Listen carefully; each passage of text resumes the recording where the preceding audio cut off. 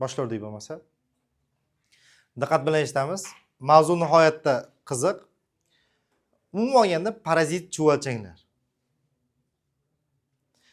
Bu mavzu hozir aynan yoritib beradigan joyim ham biologiya o'qiyotgan o'quvchi sifatida siz o'rganishingiz birinchi o'rinda siz muhim va yana bundan tashqari o'zi boshqa fan o'qiyotgan o'quvchilar ham umuman hamma odamlar mana shu darsni eshitsa parazit chuvalchanglarni yuqish haqida qanday yuqish haqida ma'lumotlarga ega bo'lib oladi.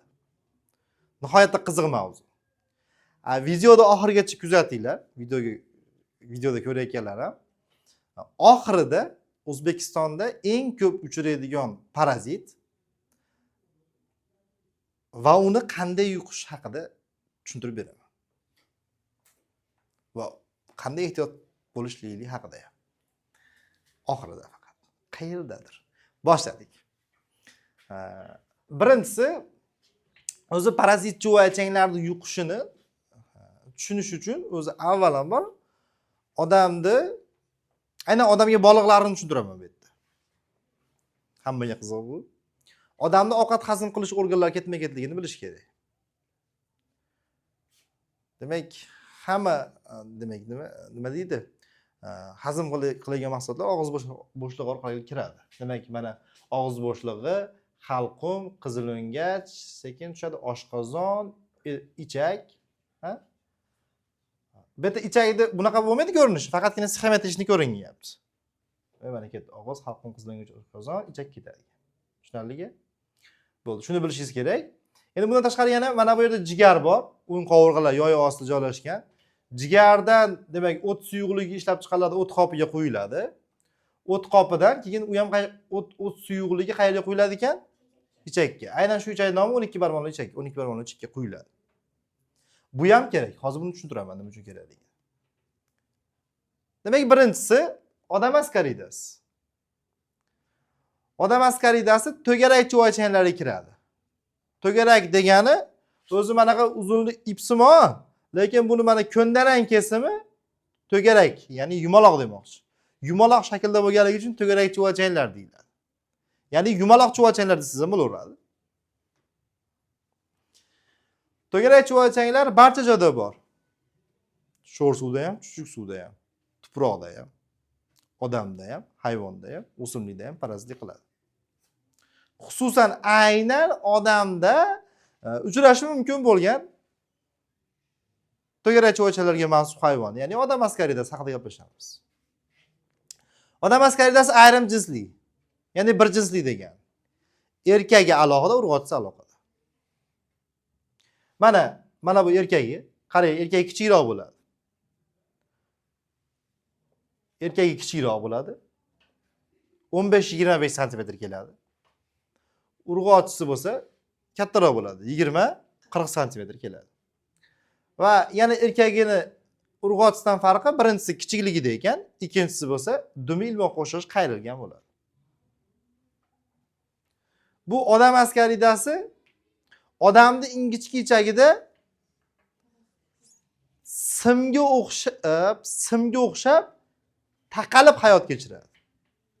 Simga o'xshab qattiq sim bo'ladi-yu, alyumin sim. Shunga o'xshab ichakda taqalib qattiq hayot kechiradi. Odam yegan oziqasidan ichakda o'zi hazm bo'ladi ovqat. Hazm bo'layotgan ovqatni u ham hazm qiladi. Ovqat hazm qilish organlari bor. Bularga kelib anal teshigi paydo bo'ldi. Yaxshi chuvalchanglarda yo'q edi anal teshigi. To'garak chuvalchalarga kirib anal teshigi paydo bo'ldi. Shuncha ovqat hazm qilish sistemasi 2-3 ochiq nanga o'xshaydi. Bir yog'idan yeb, bir yoqdan chiqib ketadi. Demak, odam askaridasi qayerda parazitlik qilar ekan? Biz o'quvchi emasmi? Biz gruppa emasmi?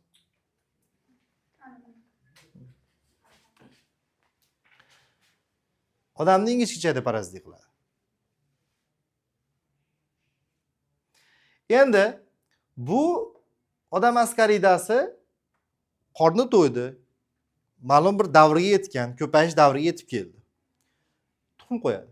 Mana tuxumi odamning axlati bilan tushadi.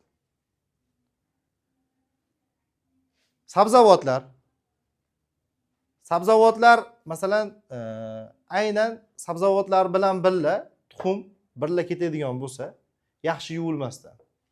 Bilmadim hozirgi yoshlar qiladimi buni. Biz yoshligimizda ayamiz oshga sabzi archasi bittasini bering deb turib, haligini yuvib, endi biz yuvishimiz ham qanaqa bo'lardi, to'g'rimi? Yuvib yo'rardik-da. Hozir endi masalan katta bo'lib qoldik, mana shularni tushuntirib, ancha-muncha narsani yaxshilab yuvadigan bo'lib qolganmiz-ku. Lekin ana shu paytda shunchaki yuvib berardik. Uni ham hozir endi sabzini hozir archib, postini archib yeydigan bo'lib qolganmiz. Bularni gapirib o'rganingizdan keyin shuna bo'lib qolasiz. Lekin shundan yuvib yeymiz. Hozir ham bormi? Hozir ham bor demak-a. Lekin buni iloji boricha shu postini archib yegan ma'qulroq. Chunki mana tuxumi ketdi. Masalan sabzavot bilan ketdi. Tuxumini odam demak iste'mol qildi. Bilmaydi o'zi, yaxshi yuvilmagan. Yoki o'zini qo'lini yaxshi yuvmagan. Ushagan, boshqa bo'lgan, qo'lni qolib ketgan, olib keldim uni ovqatdan oldin yeylik deb bir narsani yeb oldi. Men olma deb ovqat qilyapti, olmani yeyapti yoki qo'lida ketib qoldi. Sabzavotlar ushadi, bir narsalarda ushadi. Ha? Ketdi. Og'iz bo'shlig'iga tushadi. Tuxum. Ketdi. Qizil o'ngach qayerga? Oshqozonga. Oshqozon ichakka. Oshqozon ichakda tuxumdan lichinka chiqadi. Mana lichinka chiqib turgan joyi. Bizni yegan ovqatimiz, bilib oling, ichakdan jigarga ketib boradi. Ichakdan jigar qonga so'riladi. Qonga so'riladi. Qon orqali jigarga boradi. Chunki u yerda tozalanish kerak. Jigarda tozalanadi. Jigardan yurakka boradi. Tozalangan mahsulotni yurak butun organlarga yetkazib beradi. Tushunarligi? Ketdi mana shu yerda. Demak, ichakda tuxumdan lichinka chiqdi. Lichinka qayerga boradi? Jigarga boradi. Jigarda qosa qolib ketdi. Endi ko'pincha qolib ketmaydi, chunki bu beta parazit qiladigan parazit emas. Jigardan demak qayerga borar ekan? Yurakka. Yurakdan kichik qon aylanish doirasi orqali o'pka arteriyasi orqali o'pkaga. O'pkadan yana qaytib baliq nimaga, og'iz bo'shlig'iga qaytib tushadi. Qarang, sirilgan ko'ryapsizmi? Sirilgan. Yana og'iz bo'shlig'iga tushadi. Og'iz bo'shlig'ida balg'am bilan yutib yuboriladi. Qo'pol qilib aytganda. Qilib yutganda bilmaydi, bu juda mayda narsa bo'ladi-da. Qaytib yana qayerga tushadi? Ichakka tushadi. Voyaga yetadi. Endi voyaga yetdi. Bog'chaga bordi, maktabga bor. Yo'qmi? Mana voyaga yetdi. Qayerlarda aylanib chiqib voyaga yetadi degan savol ham tushganda bir yil. Hatto yurakda qaysi kamerasi, qaysi tomondan o'tadi? Kichik qon aylanish dairasi 10 tomondan o'tadi. Tushunyapsizmi? Shunaqa savol ham tushgan. Mana askariyda. Demak, savol, askariyni yuqtirmasligimiz uchun nima qilishimiz kerak ekan?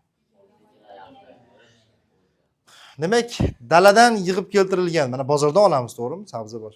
Daladan yig'ib keltirilgan sabzavotlar, ko'katlarni yaxshilab yuvib, bundan tashqari shaxsiy gigiyenaga rioya qilishimiz kerak. Qo'llarni ham yaxshilab yuvishimiz kerak. Mana hozir yaxshi bo'lib qoldi. Biron joyga borsangiz, yig'inga, to'ylarga borsangiz, одноразовый qo'lda artganib salfetga qo'yib qo'yapti. Lekin hozir ham bor. Oldinlari qilishardi, sochiq bo'lardi, bitta hamma artardi, yuvib, bir artaverardi. Lekin o'ylab qarasangiz, bu umumiy sochiq noto'g'ri narsa-da.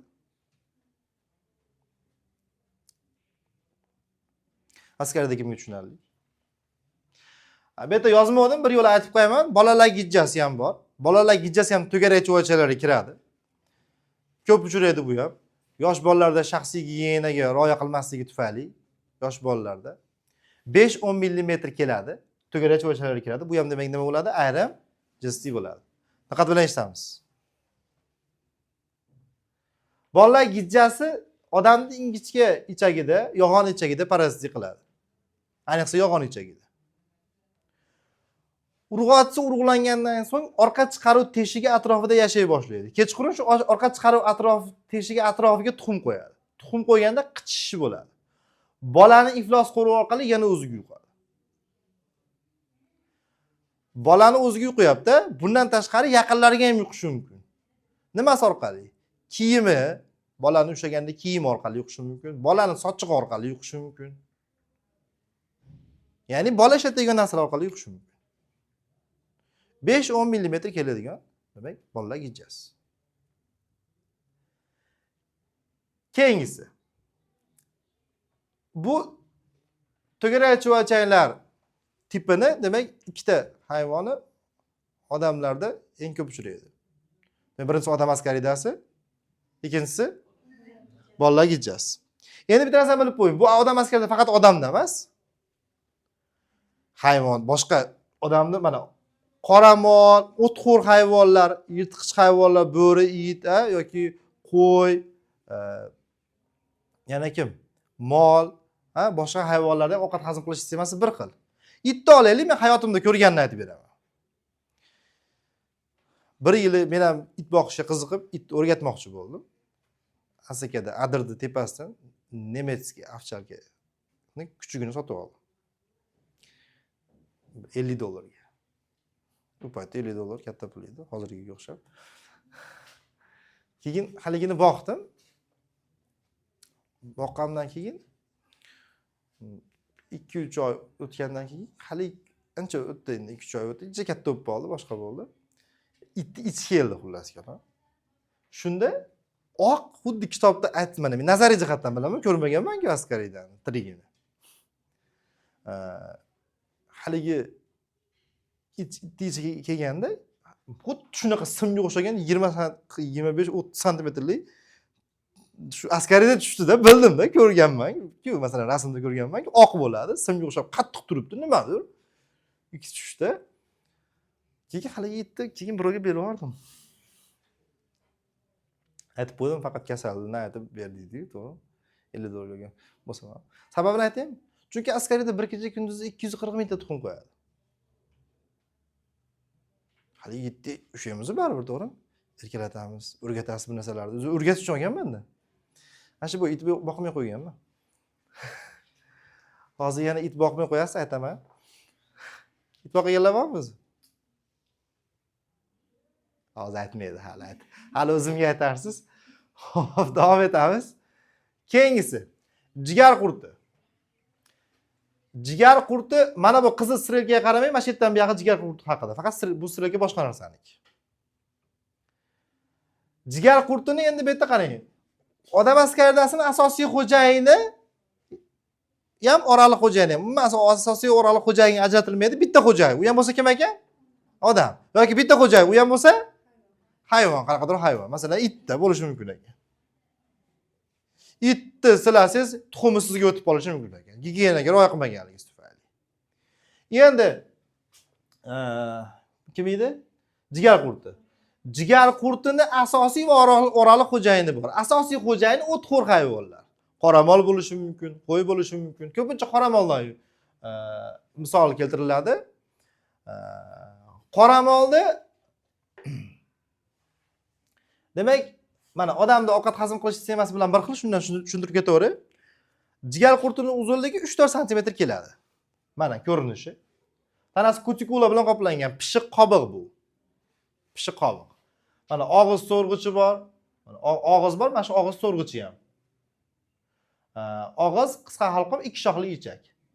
Planariyada necha shoxli ichak edi? 3 shoxli. Bunda 2 shoxli ichak. 2 shoxli ichak. Va qorin so'rg'ichi ham bor. Mana bu o'rtadagi jinsiy sistemasi. Bu narsalar bo'lib turibdi-yu, jinsiy sistemasi. Narsani bilib qo'ying, parazit chuvachanglarning jinsiy sistemasi kuchli rivojlangan bo'ladi. Parazitlarni ko'payishi kuchli rivojlangan bo'ladi. Mana hozir ko'rdingiz-ku, odam askaridasi qancha tuxum qo'yayotgan?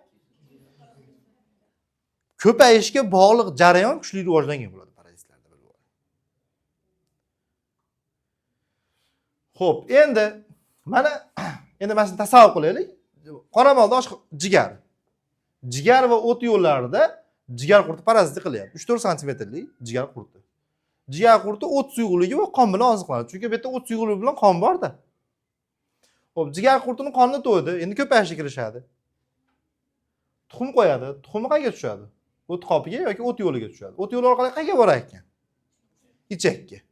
Ichak orqali oxir qayerga? Chiqib ketadi tashqariga. Mana tashqariga chiqib ketayotgan jarayonni ko'rsatib qo'yapmiz endi. Tushunarligi? Chiqib ketdi tashqariga. Molda endi ko'pincha mana zo'r bo'yda, oldida suv bor. O'tli joyi, shunaqa joyda boqiladi. To'g'rimi? Mana tuxumi tushdi, mana tuxumlari. Mana shu ko'payish mexanizmi imtihonda tushgan. Xo'p, mana tuxumlari, tuxumdan kiptigili lichinga chiqadi suvda. Kiptigili lichinga harakatlanib, chuchuk suv shillig'ini ichiga kiradi. Chuchuk suv shillig'i uning oraliq xo'jayini. Shuni ichida ham lichinkalik davrida ham ko'payish xususiyatiga ega. Lichinkalik davrida ham ko'payish xususiyatiga ega bo'lgan ikkita hayvon bor. Parazit chuvalchang bor. Birinchisi kim ekan? Jigar qurti. Ikkinchisi echinokok. Demak, bu lichinkalik davrida ham ko'payib, dumli lichinkalarni hosil qiladi. Dumli lichinga chiqadi. Dumli lichinga suvda suzib yurib, dumini tashlab yuboradi. O'tlar orasiga kelib qoladi, sista hosil qiladi. Mana sista. Sistani ash qoramol nima qiladi yana o'zi? Yeydi. Mana qoramolni og'ziga tushdi deylik. Hazm sistemasi bir xil. Oshqozon ichakka boradi. Ichakdan qayerga so'riladi ovqat? Jigarga so'riladi. Jigarda yana joy, o'zimiz joyiga kelibmiz, qanday shug'ullashyapti ekan. Bo'ldi, mana shu parazit qilaveradi. Endi mana qoramol yuqishini gaplashdik. Demak, qoramolda jigarida, o't yo'llarida, kerak bo'lsa yurak, muskullardan asosan jigarda qolib ketadi bu. Demak, parazit qiladi. Endi xuddi shu narsa odamga ham yuqishi mumkin, masalan, mana shu suvni ichishi mumkin-ku, to'g'rimi? Biz endi masalan men aytaman, ochiq aytaman. Mol boqayotganda ichganimiz yo'qman, lekin paxtaga tergan borganmiz, biz studentligimizda paxta tergan borganda chanqab ketib, bir ikki marta ichgan paytimiz bo'lgan.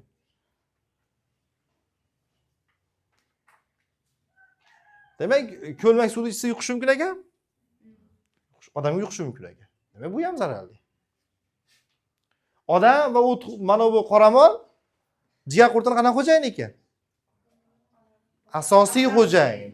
Shunda qolib ketsa asosiy xo'jayin bo'ladi, o'rtoqlar. Faqat manaqa lichinkalik davrini o'tab olsa oraliq xo'jayin bo'ladi. Chuchuk suv shillig'i oraliq xo'jayin. Endi ko'pchilikda savol tug'iladi.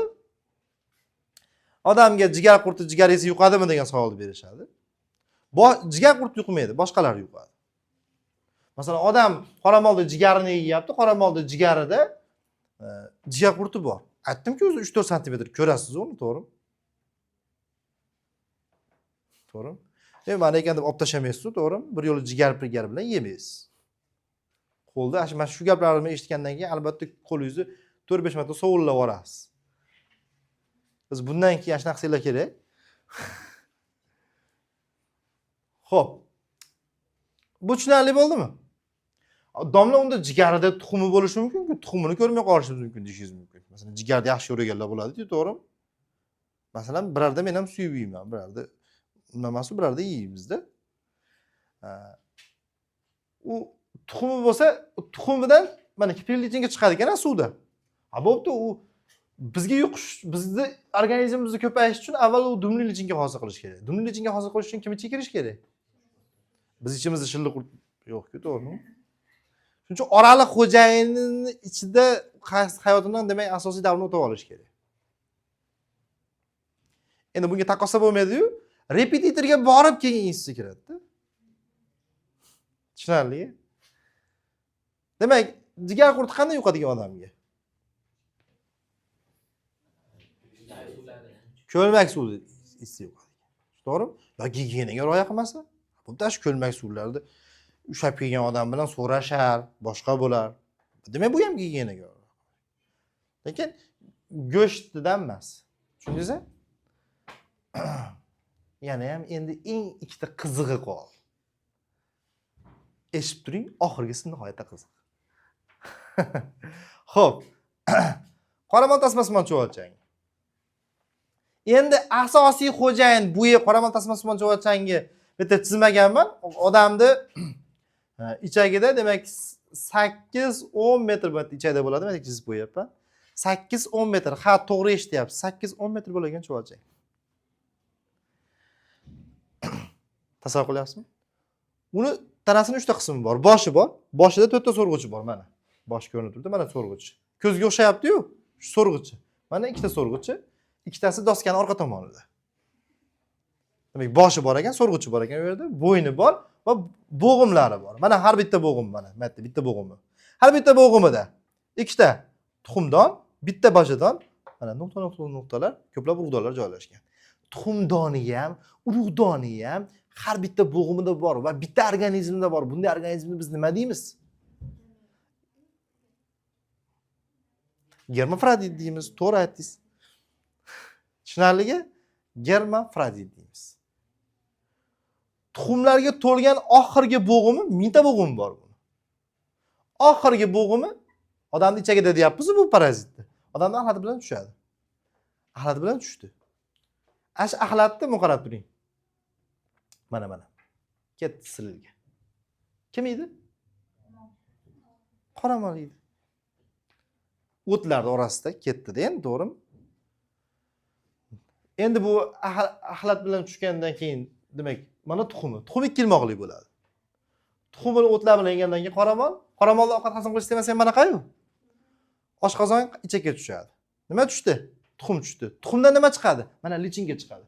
Lichinkasi necha ilmoqli? 6 ilmoqli. Ichakdan qayerga boradi? Qoramolda ham jigarga boradi. 6 lichinka. Jigardan qayerga boradi? Yurakka boradi. Yurakdan qayerga boradi? Butun tanaga. Masalan, o'pka, muskullar, go'shtlarga boradi. U yerda mana katta finni hosil qiladi. Finna degani shar.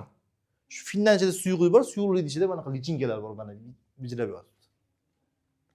Lichinkalar. Qushxonada, qassobxonada molni so'ydi. Finna bor, bo'pti, bo'ldi. Xo'p, bo'ldi. Endi molni so'ydi, sotish kerak, to'g'rimi? Nima qilamiz uni? Ashetini chiroyli qilib kesib tashlab yuboramiz. To'g'ri? Lekin finna yolliydimi? Shar dedim-ku. Yolliganda lichinkalar go'shtga o'tishi mumkinmi? O'tishi mumkin. Endi uni 1 kilo go'sht olib kelgan uyga. Kattalar. Uni yaxshi pishirmasdan yesangiz, yuqishi mumkinmi? Ko'proq qizlarga yuqadi. Nimaga? Ha, hali pishdimikin, pishmadimikin deb bitta go'shtidan yeb ko'riladi-yu. Go'sht pishish qiyin, to'g'rimi? Yaxshi pishmagan bo'lsa, agar bo'lsa, lekin ba'zi bir aqlli ayollar bor. Mo pishdimikin bilib bering. To'g'ri? Xo'p. Demak, qoramol tasmasining cho'vachagining asosiy xo'jayini kim ekan? Oraliq xo'jayini kim ekan? Qoramolda lichinkali davrini o'taydi, mana lichinkali davri yetilib oladi. Tushunyapsizmi? Turadi shu. Qoramolni qachon so'yilsa, shunda chiqadi. Asosiy katta voyaga yetgan davrini odamda o'taydi. Tushunyapsizmi? 8-10 metr. Buni so'rg'uchi bilan ichakka yopishaveradi, bo'ldi bu yoq. Mana turaveradi mana. Bunichi ovqat hazm qilish sistemasi ham yo'q-da. Butun tanasi bilan shimi bozg'an. Siz ichagingizda masalan bo'lmasin, bo'lsa, yegan narsani so'rib bozg'anadi. Butun tanasi bilan. Parazit yashashga o'tishning ikkinchi belgisi, birinchi belgisi nima edi ekan? Jinsiy sistemasi kuchli rivojlangan bo'ladi. Ikkinchi belgisi nima ekan? Ovqat hazm qilish sistemasi ham yo'qolib ketgan bo'ladi. Tushunyapsizmi? Parazitlar shunaqa bo'ladi-da. Iloji bo'lsa, yotib yesam deydi-yu. To'g'ri? Xuddi shunaqa. Demak, odamga qanday yuqadi ekan? Bu yaxshi pishmagan go'shtdan yuqadi. Endi siz mana shuni qushxonadagi, ya'ni qassobxonadagi chiqindilarni buni endi tarqalishini oldini olish uchun nima qilishingiz kerak? Dayditlarga qarshi kurashishingiz kerak. Daydit qassobxonaga tashlab yuborgan joyga bordi.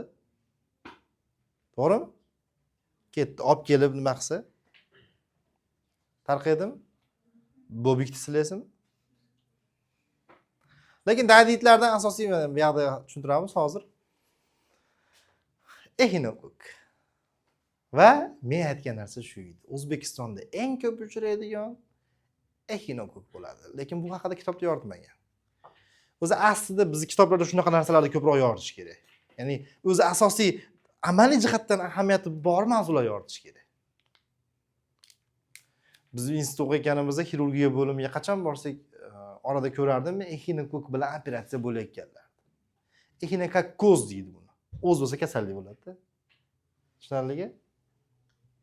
Avitaminoz bo'lsa, avitamin, o'z bo'lsa kasalligi, avitamin yetishmasligi, xuddi shunga o'xshagan. Bu ham tasmasmonchi o'lchamlar sinfi kiradi. Mana u 8-10 metr edi-ya, lekin bu kichkina bo'ladi. 0,3-0,6 mm bo'ladi. Mana shu janob. Buni ham ikki juft so'rg'ichi bo'ladi. Mana so'rg'ichlarni ko'ryapsiz. Bo'yni bo'ladi va bo'g'imlari bo'ladi. Bo'g'imlarga, tuxumlarga to'lgan oxirgi bo'g'im bu ham tushadi.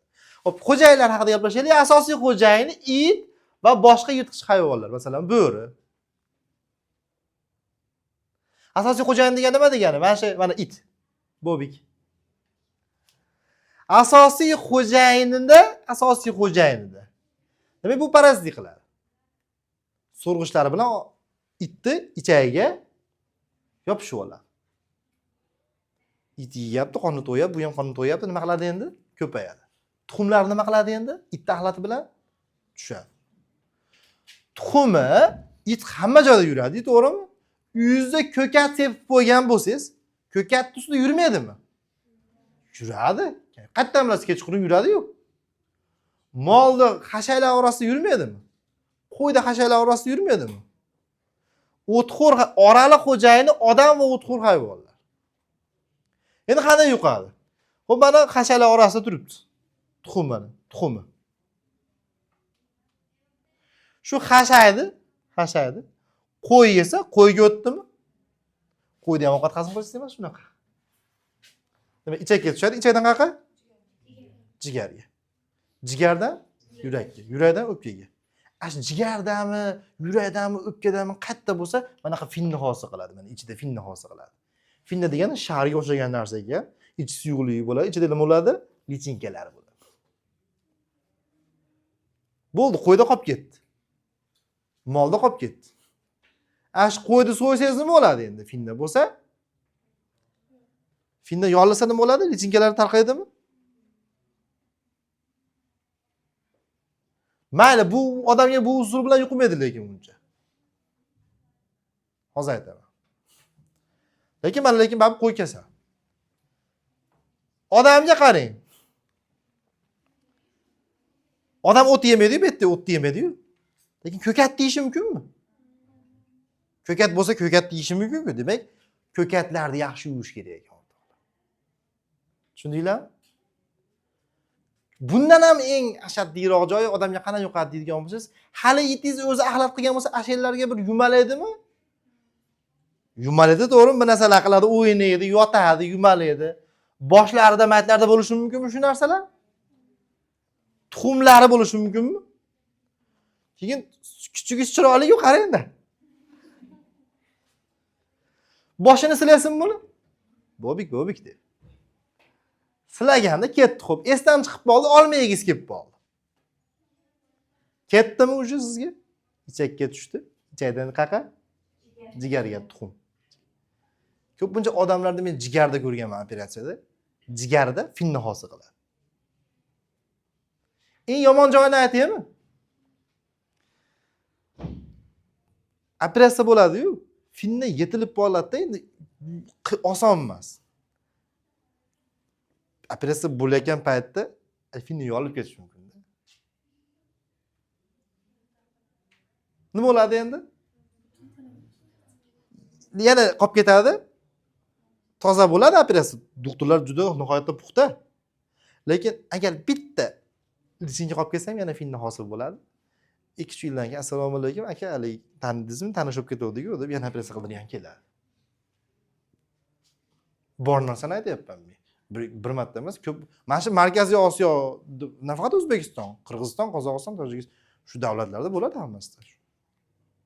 Chunki mana shu yilqichilik bilan, qo'ychilik bilan, qoramolchilik bilan biz shug'ullanamiz. Demak, shaxsiy gigiyenaga rioya qilish nihoyatda muhim. Odamga qanday yuqadigan demak? Kasal itni silaganda yuqadi. Ko'katlardan ham yuqishi mumkin. Kitobga ne kasal it degan. Lekin men bugun mexanizmini tushuntirishni edi maqsadim. Tugadi. Kim tushundi? Nima edi? Agar mavzu yoqqan bo'lsa, like chani bosib qo'ying. Do'stlaringizga ham ulashib qo'ying. Bizga a'zo bo'lib qo'ying, chunki eng sifatli darslarni olib boramiz, xudo xolasa. Rahmat.